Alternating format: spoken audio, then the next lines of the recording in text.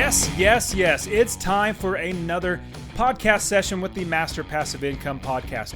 My name's Dustin Heiner. I'm so excited for you guys to be here with me today, and I'm so excited to teach you about the principles in real estate investing. Now, I've been getting many people asking me, everything that you teach, will that help me to invest in Australia or Canada or Germany? Will it help me invest around the globe? Well, that got me to really think and consider the principles about real estate investing, because yes, this can absolutely help you invest in real estate so you can quit your job with rental properties and never work a job again. If you do these principles, if you learn these principles, you implement them into your business, you will absolutely be able to quit your job because of the rental properties that you buy. Now, the nuances in different countries will be different. The laws will be different. The way the financing works will be different. There'll be a lot of different things, but the principles remain the same, and this will last throughout generations and generations. People have utilized real estate to become wealthy for thousands of years, and it's never going to stop. Real estate's the only one thing that they're not making any more of, and you can make your life dramatically different where you can quit your job, travel the world, play with your grandkids or kids, or just do whatever you want because you have money coming in from an automatic business that does all the work for you without you doing any work yourselves. All right, now let's get started looking at the principles of investing in real estate. Part 1. Let's get to it.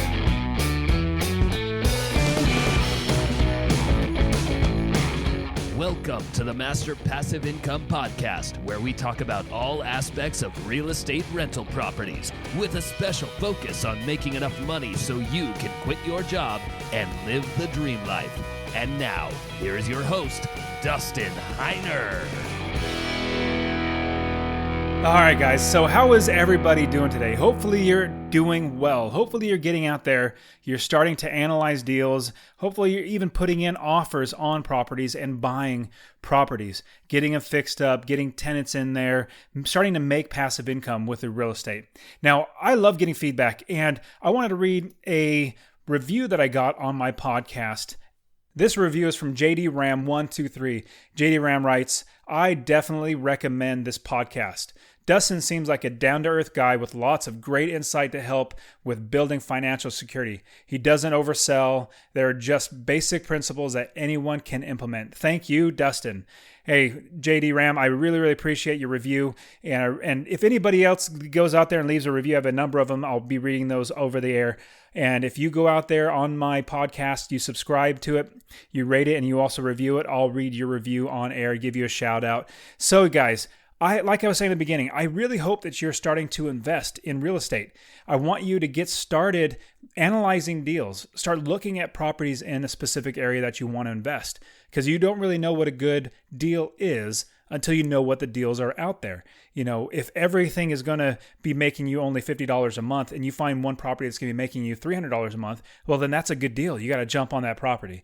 All right, guys. So now today we're going to be looking at the principles of investing in real estate. And the reason why we're going to go over the principles is because investing in real estate can happen all over the world. These principles are not specific to America, to Canada, to Germany, to Australia, to Sweden, or any place like that. Now, there are different nuances in each country. Wherever you go, they might have different laws. They might have different financing rules. They might have different regulations. You might have different types of clientele, different property managers, a lot of different things that can come up. But you're going to have to learn those out in your country. If it ever comes down to a time where I want to buy a home in another country that I will be able to go and live in for 2 weeks out of the year and then do Airbnb or rent it out for the rest of the 50 weeks out of the year, I can do that. Now, what I would do is I would actually learn the market. I'd learn the country. I'd learn more about the laws, the regulations, the types of financing, all that sort of stuff. And so it's absolutely possible for you to take everything that you're learning from this podcast and apply it to whatever country you're living in. Like I was saying, I have many people from Canada listening to the podcast and saying, "Hey, does this actually work in Canada?" Well, absolutely it does. If you listen to these principles, and this is part 1, there's so many principles that I want to give you so that you are extremely ready to invest in whatever country you are.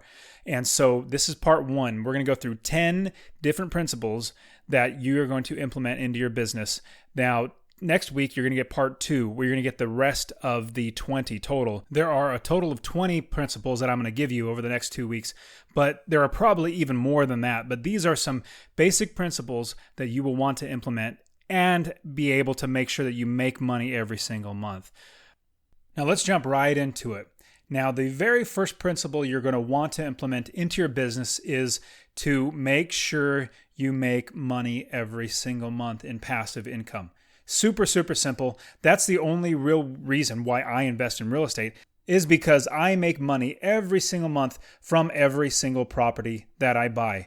A minimum of $250 every single month goes into my pocket, some $500 to $600 a month, depending on the amount of rent that I get out of it. Now, the longer I invest in real estate, the more properties that I have, and the longer that I own properties, my passive income goes up because rents go up, but my expenses usually stay the same, if not decrease, because mortgage payments either go away or they become lesser in principal. So I make more money on the back end because I have more money in equity, all this sort of stuff. So the longer I own the rental properties, the more money I make. So the first principle is make money every single month. Now, if you don't know how to calculate how to make money every single month, there's a video that I want to walk you through this entire process. I created this video that is going to show you how to use Zillow and Zillow.com. That's a company that shows the online database of all the different properties that are for sale. And you can use my online calculator, my rental property calculator, take the numbers, and I show you how to do it step by step. Take the numbers from Zillow, go to my website where I have my calculator, plug in the numbers from Zillow into the calculator, and it'll show you how much money you'll make every single month, minus your mortgage, any expenses, your taxes, your insurance, things like that. It'll actually walk you through and then spit out a number that says, okay, you're going to be making $250 a month, or you're going to be making negative $800 a month, or whatever it might be. It'll tell you so that you can see either this property they're asking way too much for it, and I need to offer lower, I need to get it for lower, I need a better deal on it, or do I need to raise rents, whatever. It gives you a good picture of what the property is going to be like and help you to know that when you actually run the numbers, looking at the property, walking through the property, this tool is not the end all be all. Like, you're not going to run through this, buy the property if it says you're making money and you'll be done. No, this is just the start of analyzing a property from beginning to end. You still need to go to the property. You still need to look at all the numbers again, double and triple check all your numbers, check out any expenses, check out how much taxes you might be paying, what your insurance, actually get insurance quotes. There's going to be a lot of things you're going to need to do. This is just a quick 3 to 4 minute way to see if you want to spend more time analyzing the deal. So I have the video for you. I'm going to put it on the podcast show notes, masterpassiveincome.com/026. That is the show notes for this page that will give you the video as well as all of these principles that I'm giving you today. Now, principle number 2. Buy lower than market value. And obviously, the lower, the better, the more money you'll make in the end. So you want to buy lower than market value. Let's say the market value, they're saying you could probably buy a house. This house normally would sell for $120,000. On a normal market where normal buyers and normal sellers and all that sort of stuff, it's about $120,000. Well, you as an investor will not pay, or should not, I would say should not pay the market rate for a property. I personally don't invest for appreciation. Appreciation is where you think, or you're speculating or guessing that the market will continue to go up. I don't do that. I invest for passive income, monthly passive income that goes in my pocket, just like I talked about in the principle number 1. Now, principle number 2, when we talk about buying a property lower than market value, here's a saying that I want you to remember. You make your money when you buy the property, and you realize your money when you sell the property. What that means is if you buy it high, you're not making much money. But if you buy it low, you're going to be making money. So here's that principle again. Buy lower than market value. And here's the saying. You make your money when you buy the property, and you realize your money when you sell the property. That means that when you sell the property, the money actually goes into your pocket. Like, that's when you realize the actual profit that you make. So you want to look at properties that you can get for a deal. When I say a deal, it's lower than market value. Let's say you're going to go buy a brand new pair of shoes, and brand new pair of shoes is going to cost $100 for the shoes. Well, you see on sale as you're walking down the store or shop, you see, hey, these shoes are normally $100. They're on sale right now for $75. Well, it's 25% off, and that is a good deal. You know and recognize that's a good deal. Now, you're going to need to find deals, and they're not just going to be, knocking on your door saying, hey, buy me. You're going to need to do some work to find properties where you're going to make good money and you're actually going to get a deal on the property. So that's number 2, buy lower than market value. Principle number 3, buy properties that you can fix up and force up the appreciation. Buying properties that you can fix up, meaning that you could put money into. Now, it's not tearing down and remodeling. That's not putting money into it. That's a whole different thing altogether. We're not fixing and flipping. We're not flipping the properties. We're investing for the long term where we get cash flow every single month. I make thousands of dollars every single month just because I own a property and that property does work for me. If I sell the property, then I don't have that property working for me. It's not a part of my inventory. It's not working anymore. So you want to buy properties that you can fix up, and that would be putting paint on the walls, just kind of like lipstick on the house, put paint on the walls, paint the outside, fix up the shrubs in the front yard, cut the grass, maybe change out the flooring. You want to make it rentable. You don't want to make it the best house on the block. You don't want it to be the prettiest girl taken to the prom. You don't want that. You want it to be one of the average places in the neighborhood, because if you go in and add granite countertops in a property that is not even worth as much as the granite countertops, then you're going to be wasting your money. I'm being facetious there. So what I mean is, if you're over fixing up the property, you're putting too much money into the property, then you're not going to get that in a return from your rent. Let's say all the houses in the neighborhood don't have granite countertops, but you go ahead and put in granite countertops. Now, of course, your tenants are going to be happy about it, but are they going to pay more to justify the expense to put in the granite countertop? The granite countertops usually run at least $1,500. Well, how much increase in rent would you get? Let's say you might get maybe $20 more in rent. It's not necessarily a huge selling factor. It's more of like, yeah, the tenant actually likes the place in a sense, but it's not going to command more money. So if you're only making $20 more a month from the granite countertops, how long would it take to make up that $1,500? Now, that's your decision if you want that cost analysis to actually work out in your favor, where you're going to make more money because of rents of doing X, Y, or Z. It could, granite countertops is just an example. It could be anything from adding a pool. I mean, extreme as that, or it could be something as, removing a wall, which I wouldn't recommend. I would say keep walls. But anyways, you want to keep as many rooms as you can. That's why I said it. The more bedrooms, the better. If you want to replace all the flooring with laminate or hardwood, it just depends on the neighborhood and depends on the area. You want to make it a normal property to get normal rents in the normal area that you're living in. So buy properties that you can fix up and force up appreciation. Now, when you fix up a property, well, let me take it one quick step back. If you buy a property that you cannot fix up, then the appreciation, you can't force the appreciation to go up. If you listen to my previous podcast where I talked about delayed financing, well, delayed financing is where you buy a property, you fix it up, and then you finance it for the after repair value. So after you repaired the property, that's the new value. You put money into it, you fix it up.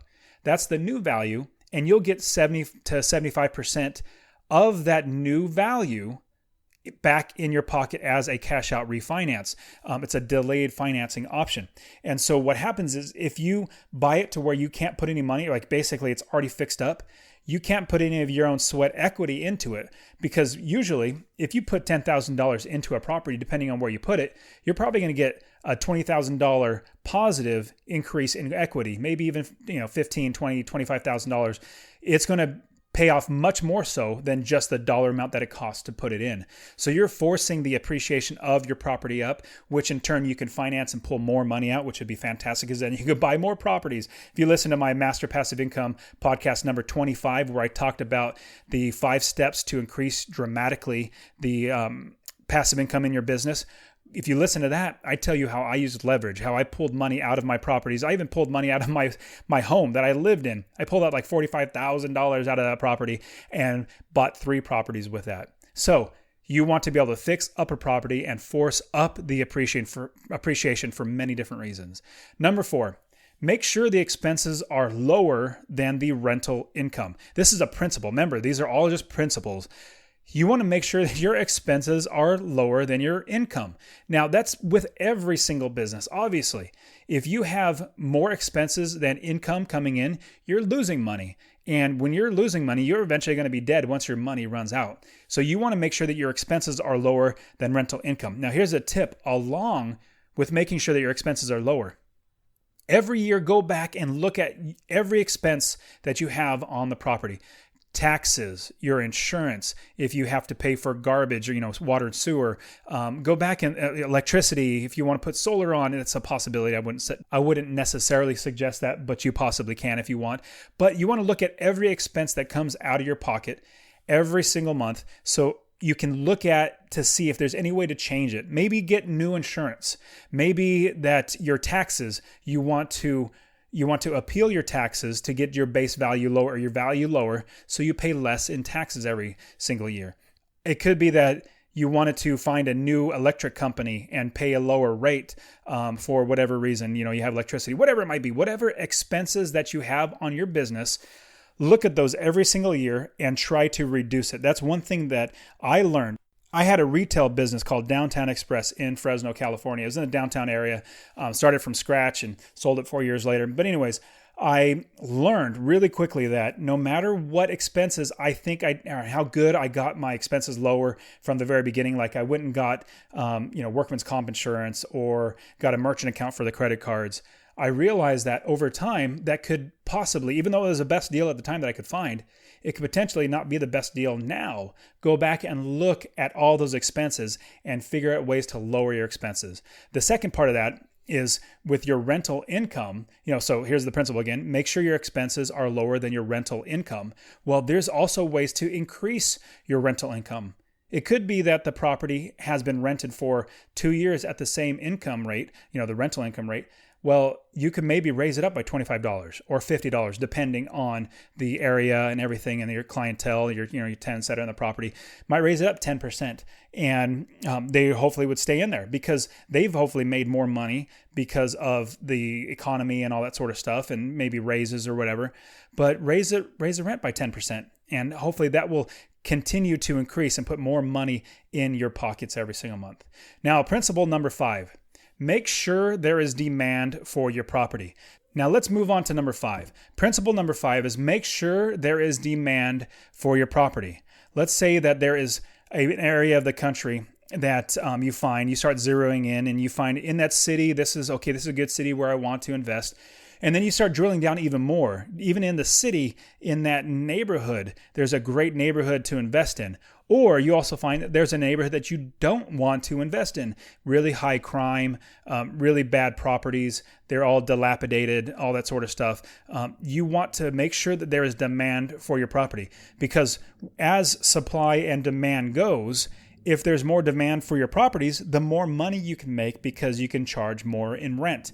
If there's a lot more properties, if they're not taken care of, if there's a lot of crime, you will be forced to charge less than you would want normally because the demand for renting that property would be less across the board. Less people want to live in there, so there's more supply, and so you get less rents. So number 5, make sure there is demand for your property. And this, again, over the entire world, wherever you're investing, make sure there's demand, that somebody wants to live in there and that will pay you rent.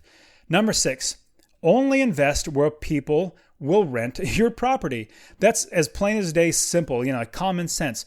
But let's say you think, well, let me go in the middle of the desert. There's this fantastic property in the middle of the desert. There isn't anybody for 20 miles around. It's a super awesome deal. They built it for $1 million. They're selling it for $5. Let me buy it and rent it out. Well, if nobody's literally going to live there, it might be a great property. It might be really nice and all that sort of stuff. But who's going to want to rent it? Nobody's going to want to rent it because there's no place that they're going to work around there. They're going to have to drive 20 miles to the next place. You might get a few renters, but supply and demand, then there again, your rent goes down and down because there's less demand for the property.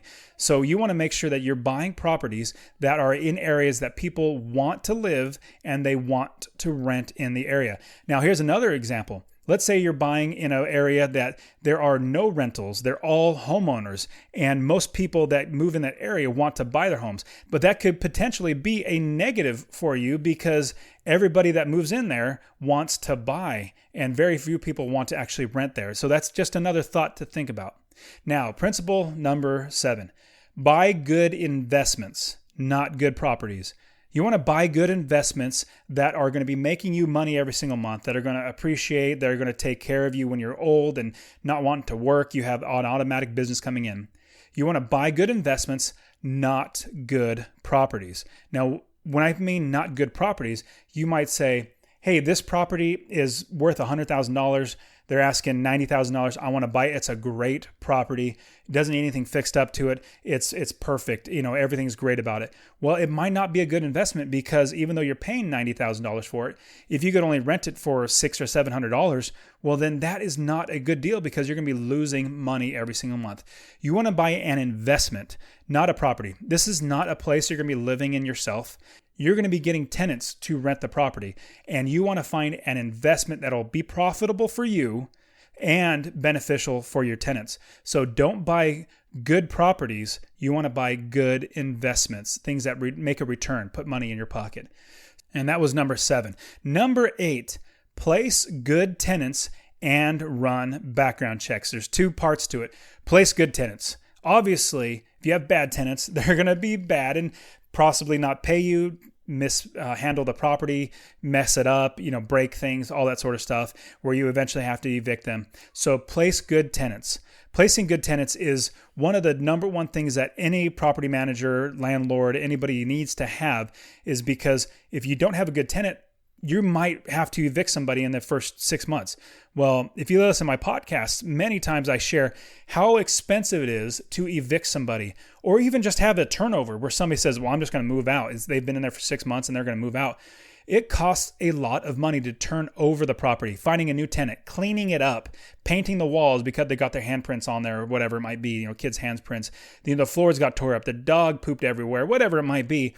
It costs a lot of money to turn over the property. Turnover means get the tenant out, fix it up, get a new tenant in there. It costs a lot of money. Now, in doing that, what I strongly recommend, this is a principle, is run background checks. Run background checks on every single tenant that you put in. Don't think, okay, well, this is, my father's brother's sister's former roommate, and they vouch for this other person, and it's going to be great. They said that they make $2 million a month, and let's go ahead and put them in there. Well, no, don't do that. Don't take anybody's word for it. And I'm not saying that everybody lies. I've just come across to many, many liars, people that lie to me and say, oh yeah, I'm a great tenant. I pay my bills and blah, blah, blah. But when I run a background check, I find out how bad of a tenant they've been in the past. To give you an example, there was a lady and I've run many, many background checks, but this one that really always stands out to me is I was running the background check on a lady. Her application looked fantastic. Her income looked great. Everything looked great on the application.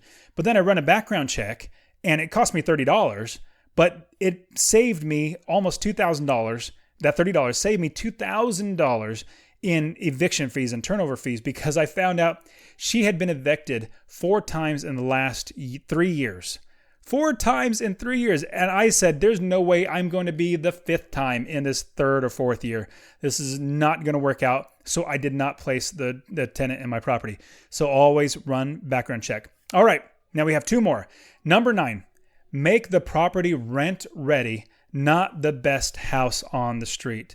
You don't want your house to be the absolute best. And the reason why is because you're going to be putting money into something that you're not going to get a good return on. You want to invest your money, not just throw it at a property and make it the prettiest one on the street. You want your property to be, and it's called, or quote unquote, rent ready. Ready to take a tenant and start receiving rents from those tenants. So make the property rent ready. And that could be as easy as, painting the walls, making sure the flooring looks good, and replacing the flooring if you need to, cleaning the carpets. If you need to paint the cabinets in the kitchen, mow the front yard, do things like that make it look nice, but not, the prettiest girl on the block. You don't want that. You want to make sure that it's going to be a property that people will be okay to live in. Now, not one that they're all clamoring to get in because maybe you fix it up a little too much. That's the downside is if you make it the best house on the street, you may have put too much money into it and you're not going to get a good return on that. All right, number 10. This is the last principle in this podcast number 26. Now remember, we're going to have 10 more next week, so stick around for next week. This 10th principle is buy properties that make you a minimum of $250 a month or more in passive income. Now, if you start dipping down into $200 or below, then you start getting concerned. I personally shoot for $250 a month in passive income. $200 is decent, but once you start breaking that threshold of $250, getting into $200, then you start, maybe $190 or maybe $175. You start hacking out your profit. And there are plenty of properties out there. It's going to take time and patience and diligence to find a property that makes you $250 a month, but it's well worth it. Once you get a property that makes you $250 a month or more, passive income coming in your pocket, you have cash flow coming in your pocket every single month that you can live on, then you are going to be able to compound your business over and over again, buying more properties, and eventually be able to quit your job just like I did. Now, if you go below 250, or I'll say even below 200, 200 is absolute, literally never buy anything above or below $200. But above $200 is good. My minimum is $250. But if you go below $200 a month, if you go into $100 a month, let's say you're making $100 a month. Well, $100 a month, that's $1,200 a year. Let's say you buy a property that you have a mortgage of $900 a month. Well, if you have the property not rented 1 month, how much is that coming out of your pocket? That's $900 coming out of your pocket, not paid for by a tenant. And that's $900 eating up your $1,200 profit for the entire year.